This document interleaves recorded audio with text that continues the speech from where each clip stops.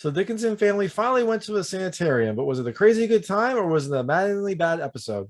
It was a little bit of both.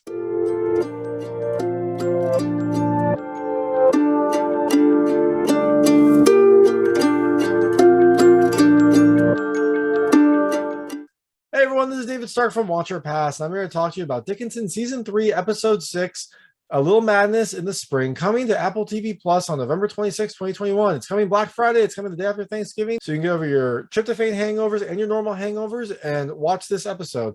I'm going to talk to you a little about the episode, some things I like, some things I didn't like. There will probably be spoilers, although not a crazy amount of spoilers, but there will be some spoilers in this discussion. So if you haven't seen it yet, go ahead to Apple TV Plus. It's 30 minutes long. You can knock it out really quickly, and then come back and let's talk some more Dickinson.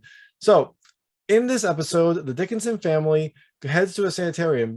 So he's looking to get an offer, I think, as a provost at the sanitarium. So he goes to tour and he takes the family with him. And while they're there, a little madness ensues. Some crazy situations happen. And there is some of that strange Dickinson charm that we've known throughout the season. So things I liked about this episode. The first is the Mrs. Dickinson being crazy storyline. I thought that was really funny, and Jane Krakowski played it really well. I liked how every time she would say something, she'd be like, but not in an insane way. That was pretty clever, and it kind of kept going. And then there was another event partway through the episode where her perspective shifted. And then it also became funny because now she's kind of leaned into this new perspective. The second thing I liked are the sinister aspects of the mental institution. These were only there for a little bit, but I did like it. I like horror a lot, and it had some tense like screams in the institution. And Emily went exploring and found like an old deserted hallway that had like cobwebs on it. So I thought that was really fun. I liked that it kind of went into a more of a horror realm, although it didn't stay there for very long. I mean, it's still Dickinson. It's not going to stay in a horror genre for a bit, but it was fun to just kind of to dip your toe in that. The third thing I loved is the Lavinia validation. I mean, her character, I don't love her character this season. I don't know, maybe this is how she always is, but it seems like she's just kind of there for some weird comic relief, and also just kind of to be the like woe is me character. But I did like that she did find someone in the mental institution who she was able to relate with, and she also was able to get kind of a one-up. It was fun to see her actually feel happy for a little bit because she's kind of had it rough for the last few episodes. And the last thing I liked is there are parallels in the story. At the start of the episode, the Dickinson family they're called housewife kits. They're the sewing kits for the soldiers in the field to help them kind of fix up their uniforms. And later in the episode, the soldiers use the housewife kits to fix up their uniforms. So it was fun to see those parallels. Usually the Dickinson storyline and the Black Regiment storyline don't meld that perfectly, but this was nice because it did give you that kind of through line between what they were doing at the start of the episode and then what the Black Regiment has to do towards the end of the episode.